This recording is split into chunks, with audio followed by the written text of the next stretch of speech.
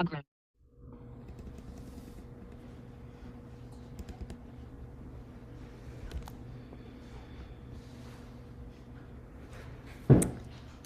Okay, good morning, everyone. So we have arrived in our series on the Noble Eightfold Path at the final component, which has been translated in our chant as right stillness. And this is a translation of the Pali word samadhi. And the Buddha defines samadhi as the four jhanas, which I'll be describing in more detail as we go along today. So it's basically a state of the mind becoming very still and unified on a single object. So as we're being with our breath, we're letting go of any seeing or hearing or thinking or smelling or tasting. We're just with that subtle touch of the breath. And eventually that becomes subtle, so there's just sort of a knowing of the breath. Oh, I'm sorry. Can everybody hear me okay? I forgot to put the speaker. Can you hear me okay on Zoom? Good. Yes, thank you. Absolutely, yes. You're okay? Okay, I forgot to put our speaker on, our microphone. um, anyway, now where was I? Yeah, so it's just this very still, peaceful state where the mind is just unified on one object, where everything else is falling away, and and then you get into these profound states of stillness that are called the jhanas. And there's four of them, four levels, and then beyond them are some what are called immaterial states. We won't be talking about those today. I think most of us are just putting in the effort to get to the first jhana, so that's what we'll focus on. I'll get to the description of the jhanas shortly. What I'm going to start with is the conditions to get you to that point. And so one of the first layers of our Noble Eightfold Path was morality, acting in a way that's not causing harm to yourself or to others. And that gives us our first degree of stillness. When we're not causing harm, then when we sit down to meditate, there's no remorse coming up and agitating our mind. And so then we're better able to be with our meditation object. So morality is our baseline. And of course, its opposite, which is being kind, being generous, being compassionate. And so when we live our lives in that way, a non-harming, kind, compassionate way, then we have the baseline for the first level of this stillness, of this right stillness. And then when we sit down to meditate, we get assailed with the hindrances. We're trying to be with our meditation object, and we continuously get pulled off with various hindrances. And to this point, we've been talking about various ways to let go of these hindrances when they arise, or antidotes for them. And so we employ those methods. And as the hindrances settle down and we're able to just be with our breath or whatever your meditation object is, then we come to a further degree of this stillness. And then as we continue to practice, and probably, most teachers say that in order to experience these jhanic states, these ultimate states of stillness of the mind, unification of the mind, you likely need to attend, like I say, a 10-day or a 2-week meditation retreat to really give you the space to really cultivate this. And then once it's been cultivated, then you can carried on in your everyday life. And like our teacher Beth Upton, when we sit in on her group interview, she's got probably over, close to 100 people that she supervises who are working people, who they're not monastics, they're working people, and they are skilled in entering, emerging from the jhana states. And so this is very possible in householder life.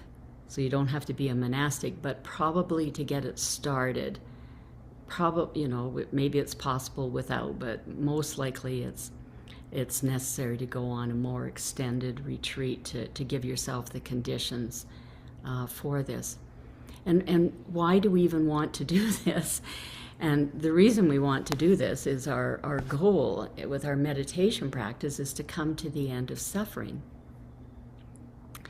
And to do that, we need to gain insights into reality, like insights into the Four Noble Truths, insights into how everything is due to causes and conditions, insights into how all the experiences that we have are subject to the three characteristics of suffering. Now, they may be suffering because they're unpleasant to start with, like sudden loud noise or failure of a relationship or loss of a job or loss of a loved one. Or they could be beautiful experiences like lovely holidays or lovely family reunions or, various, musical concerts, tasty dinners. But they're unsatisfactory because they end. They give us joy for a while and then poof, they're over. You spend a day cooking that Christmas turkey dinner and then a few hours later it's all over. It's eaten, it's done. So the first characteristic is this. I started conflating two of them. Dukkha is suffering and the other one is impermanence, but that you can see how they're totally intertwined. Things are suffering because they're impermanent or they're just suffering to start with. And then the third characteristic is anatta, not self, which is just saying that anything doesn't have a solid core. The chairs or cushions you're sitting on, like probably 20 or 30 years from now, they'll be broken down, they worn out, threadbare. So things don't last. And then for our own bodies, we're a verb, not a noun. There's no solid core within us. We're, just think of how fast your thoughts change, how fast your emotions change. And then for those of us who are aging, we're really aware of how our bodies are changing. And so that's what's meant by not self, that there's no solid core. And I know some spiritual traditions may have the belief that there's some kind of essence within us that is lasting, but Buddhism doesn't have that belief, that there's some kind of solid, unchanging core within us, which is very beautiful. That in that if we have some unskillful qualities, we're not stuck with them. We can put in different causes and conditions and have a different outcome, have a more skillful outcome. So that's really beautiful. So the reason we're developing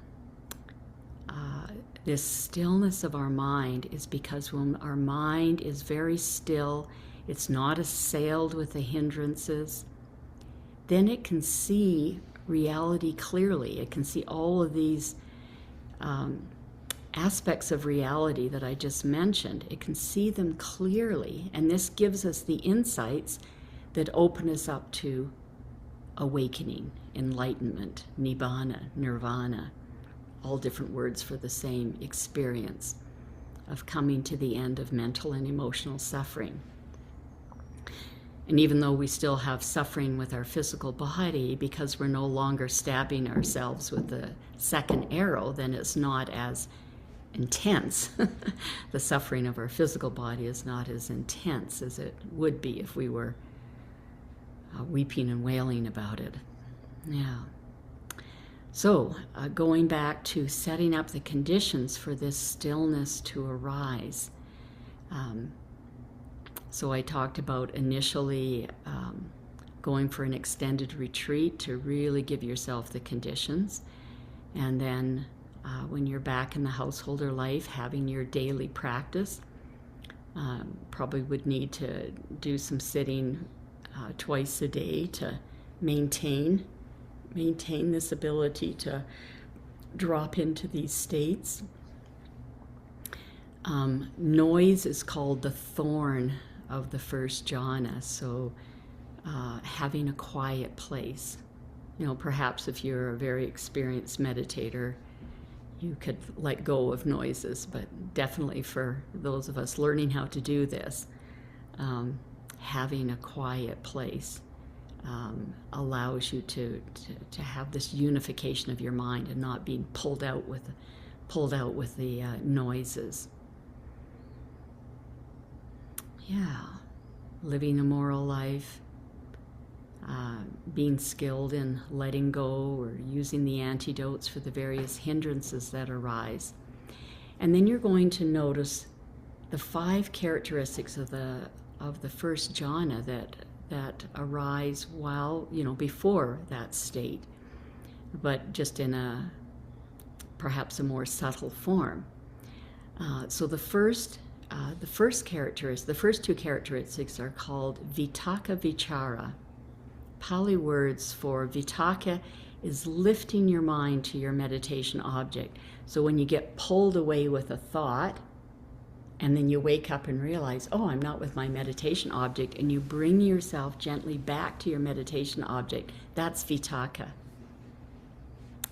And Vichara is when you're with it, you stay with it. So the analogy that was given is an archer aiming an arrow at a target. So the arrow flying towards the target is Vitakka, and then when it sticks in the target and stays there, that's Vichara. And so as our mind is coming towards stillness, the Vitakka part is happening less and less often, and the Vichara part is happening more and more often, staying steadily with the meditation object. Then the next 2 characteristics that are characteristic of the first jhana are piti and sukha. Piti has been translated as joy, and sukha is happiness. And the analogy to help you see the difference in these is if you're hot and thirsty and weary, exhausted, trudging along in a desert with the sun beating down on you, and then you see ahead of you an oasis, some shady trees and a pool of cool water. And when you see that, you go, oh, that's piti. That joy, like, oh wow, like I'm so hot and weary and I'm going to soon have some cool water to drink and cool off my body and rest under the shade trees. So when you see that and go, oh, wow, soon, then that's piti.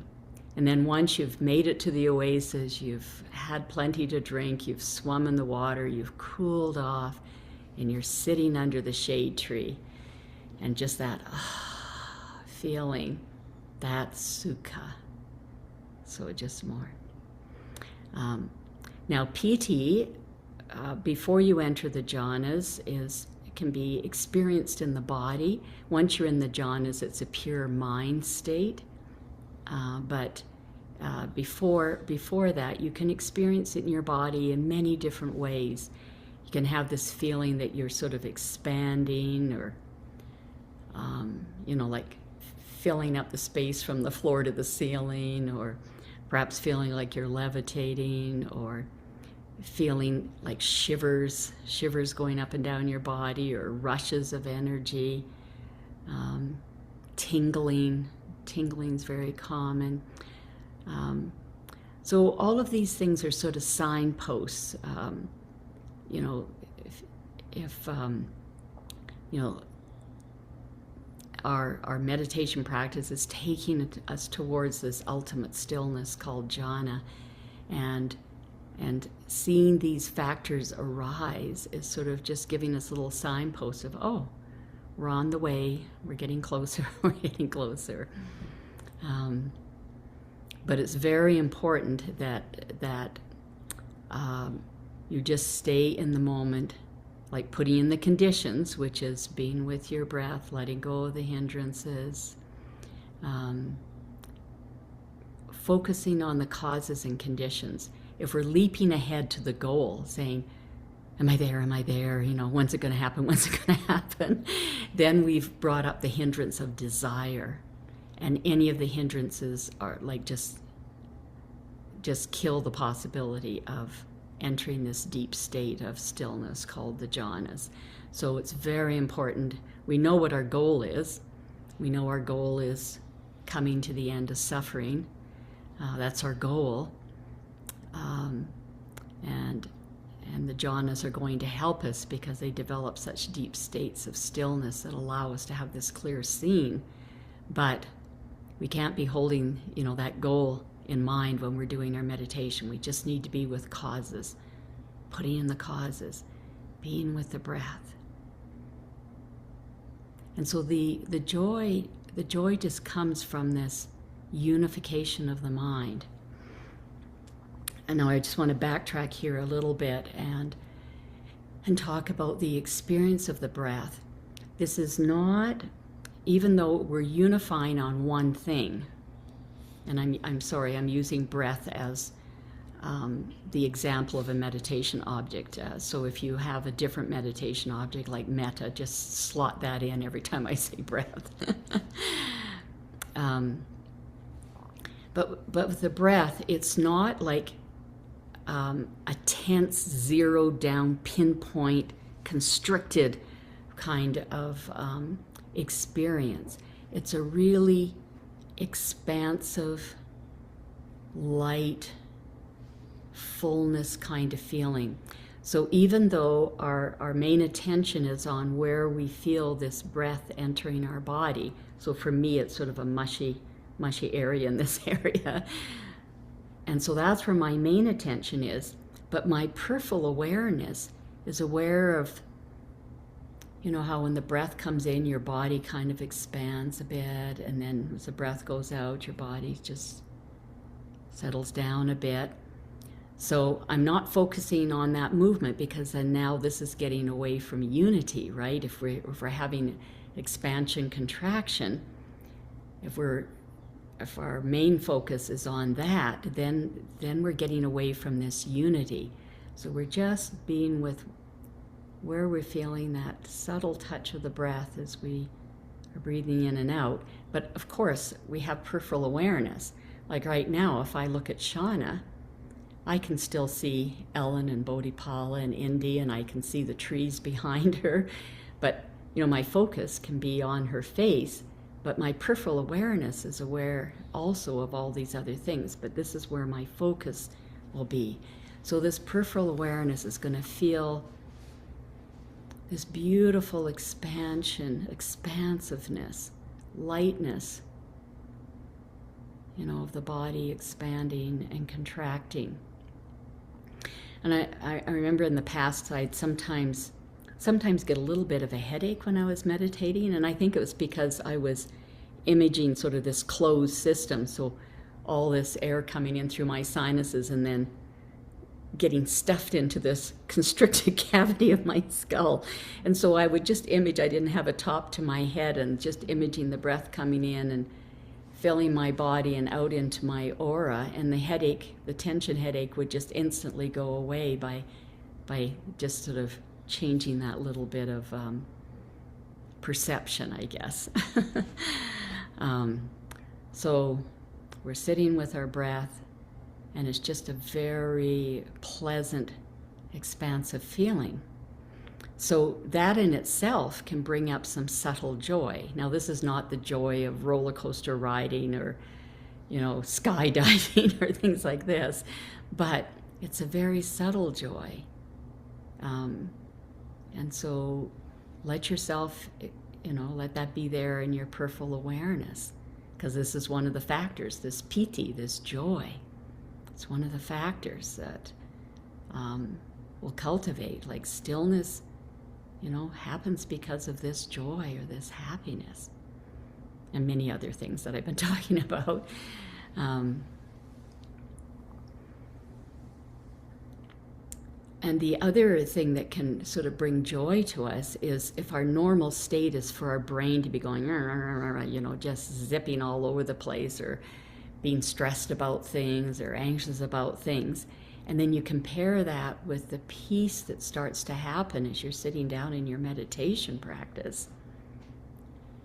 Then just the contrast between those two things, that can be a subtle joy. Like, oh, this feels so good compared to this. Thich Nhat Hanh, on one of the retreats I was on with him, he said, all my students are saying, I want peace, I want peace. And then when they get peace, they say, boring.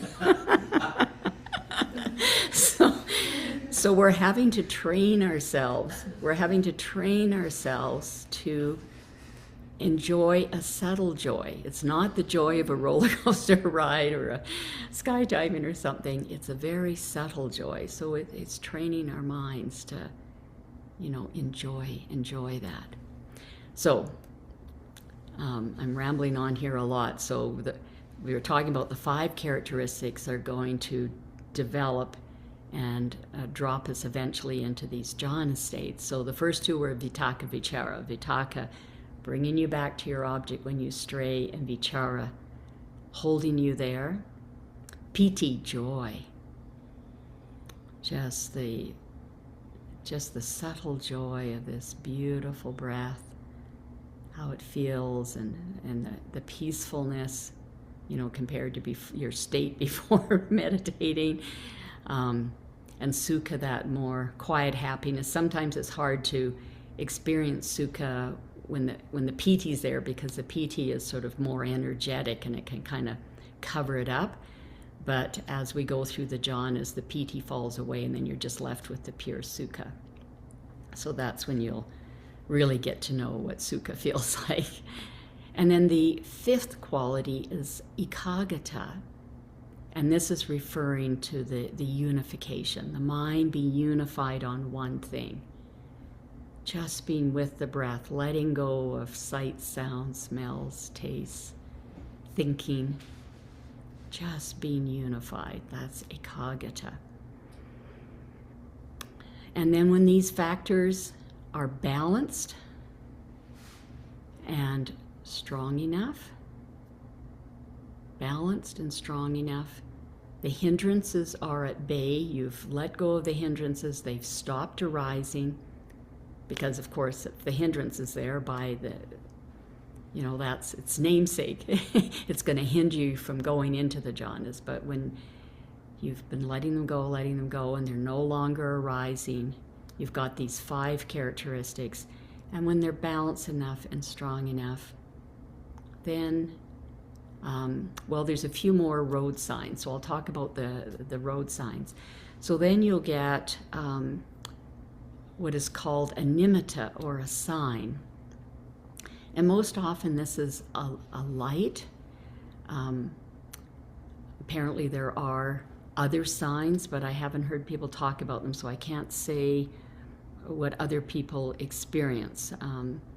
But mostly what I've heard people talking about are lights. And then a stage even before the lights is more complex visual, because it's not a real light. It's like it's not your eye perceiving light. This is a total mental experience. It's your mind. This is how your mind is now experiencing this super subtle breath, which you may no longer be feeling. It may be just a knowing.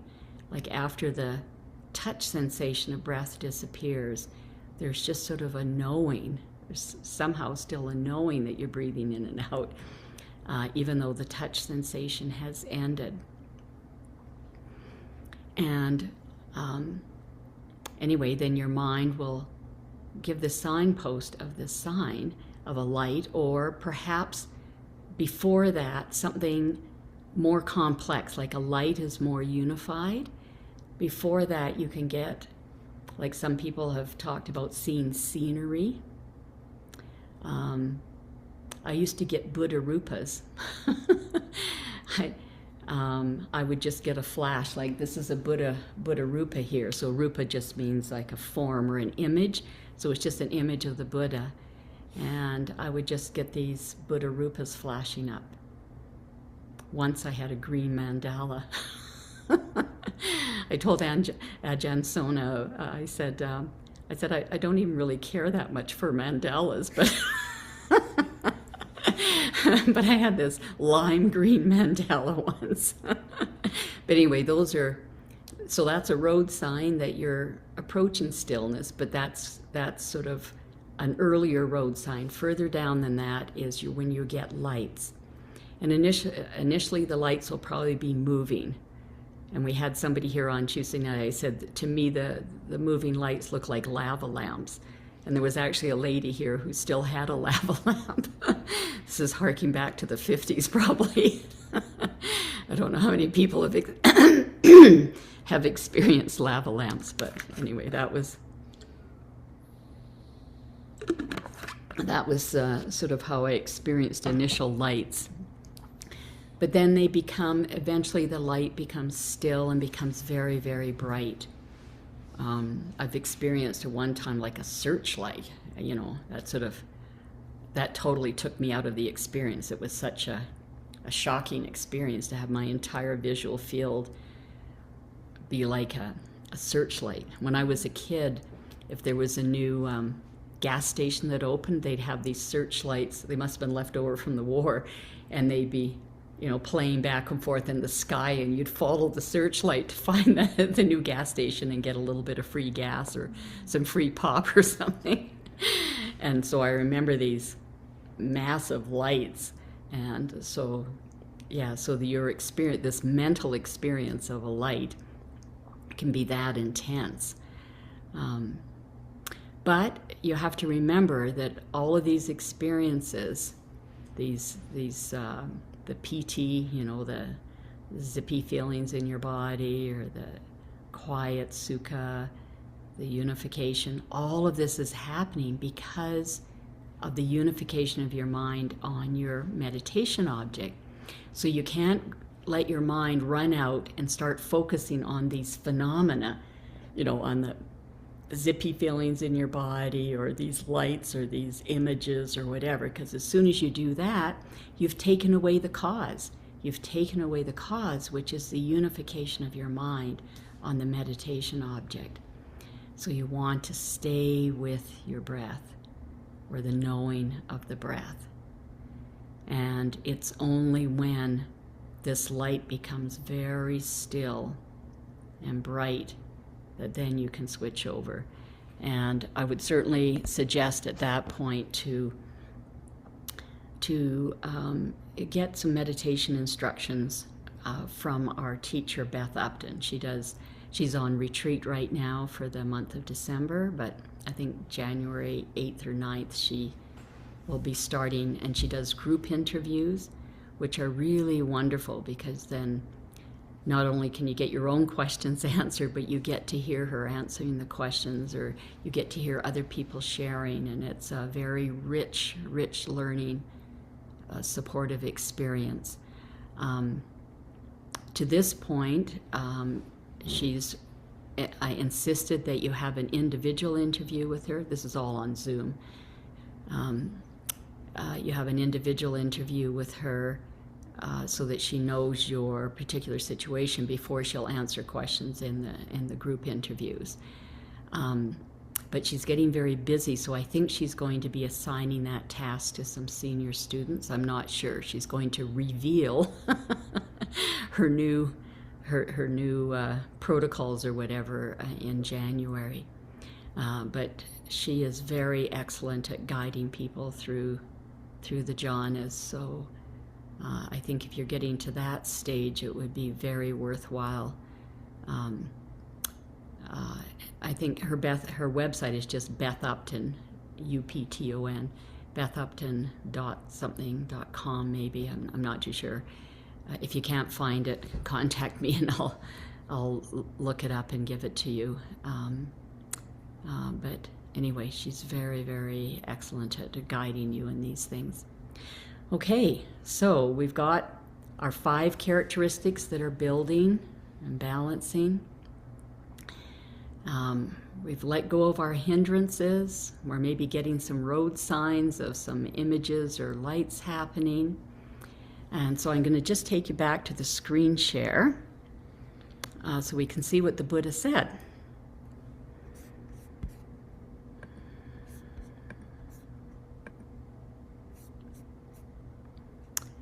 So, quite secluded from the world of the 5 senses.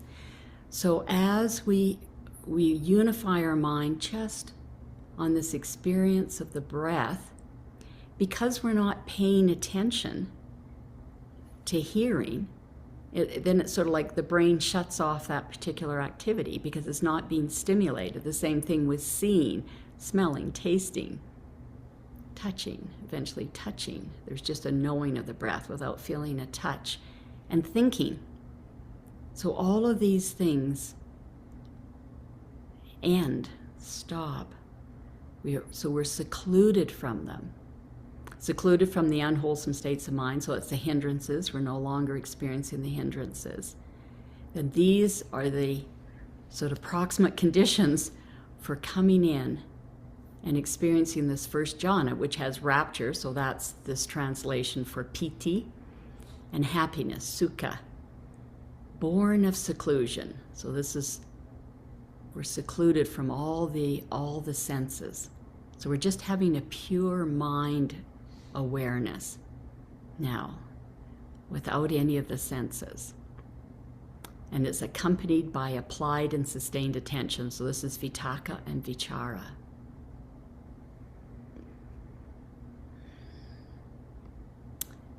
And then I won't go into the ways that you work with this. Once you experience the first jhana, then you want to, quote, master it, which means going in and saying, I want to be in for 15 minutes, and then I'll come out. Because we can't have our insights. We can't have our insights while we're in jhana because we're not thinking. There's no thought. It's when we emerge from the jhana, we still bring with it the beautiful mindfulness and clarity and stillness that was part of the jhanas, that we can apply then to having our insights into these 3 characteristics, causes and conditions, the 4 noble truths. That's when we gain our insights, is when we emerge from the jhana and use the clarity that's still remaining to have these insights. But anyway, with the first jhana, once we're able to experience it, then we want to work on mastery of it. So then you'll say, okay, I'm going to go in for 17 minutes or something. And then you play with that until you can quickly enter the jhanas and then come out. So you set that intention because there's no thinking while you're in there. You're not watching a clock or anything. This is just your mind holding this. And then you just play with that, going in and out for various amounts of time. And then when you can be in for an hour or 2, and then have control over how long you're in and whatever, which is important because if we're in household life, we have duties to do, and so we have to be able to say, I need to come out at such and such a time to make dinner or go to work or whatever. So, and once you have that mastery, then you move on to the second jhana, and this is where Beth is very good at guiding you into doing that. So in the second jhana, vitaka vichara, the applied and sustained attention, that's no longer there. There's just more unification of mind. So you're just totally there in this pure mind experience, and you're still feeling the piti and sukha, and of course the ekaggata. That's the unification of mind. Then and then you're going to do the same thing. You're going to have mastery of this, where you can go in and be for a certain amount of time and come out before you move into put in the conditions for the third jhana. So now the piti falls away. So you still have still feeling the happiness, the sukha, and then now you're getting the arising of equanimity. Equanimity is this beautiful, unflappable calm, regardless of, what's happening. Just this, and you may think, oh, well, joy is way better, but I remember I had one experience of equanimity that it's more subtle, but it is more profound. It is more beautiful. And for me, it happened, I think, the second or third day after my husband died. I had spent, I think, 2 solid days on the phone, phoning family and friends, and, I'd cry every time I had to say Andres passed away, But then after I had finished those phone calls, the next morning I woke up and I was in some kind of unbelievable state of equanimity. It was a really beautiful feeling. So, so don't think this is negative, that the joy or piti is falling away. There's something even better awaiting you. One enters and abides in the third jhana, on account of which noble ones announce one has a pleasant abiding, who has equanimity and is mindful. And this is one of the benefits of the jhana states, is they are states that nourish us. And they're just a beautiful abiding, a beautiful place to hang out. So it's so even though our main purpose is to get these insights that bring us to full awakening into the cessation of suffering, along the way, this is a beautiful, nourishing place to hang out. And then finally, with the abandoning of pleasure and pain, so now the sukha has fallen away, and with the previous disappearance of happiness and unhappiness, one enters and abides in the fourth jhana, which has neither pain nor pleasure, but purity of mindfulness due to equanimity. This is called the noble truth of the way leading to the cessation of suffering. So equanimity and mindfulness reach their peak in the fourth jhana. So they don't get any better than that.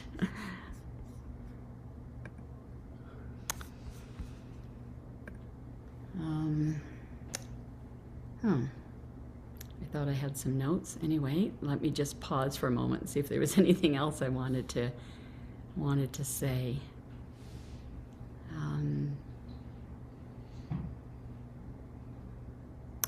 I can't think right now, so I'll just give me a second here.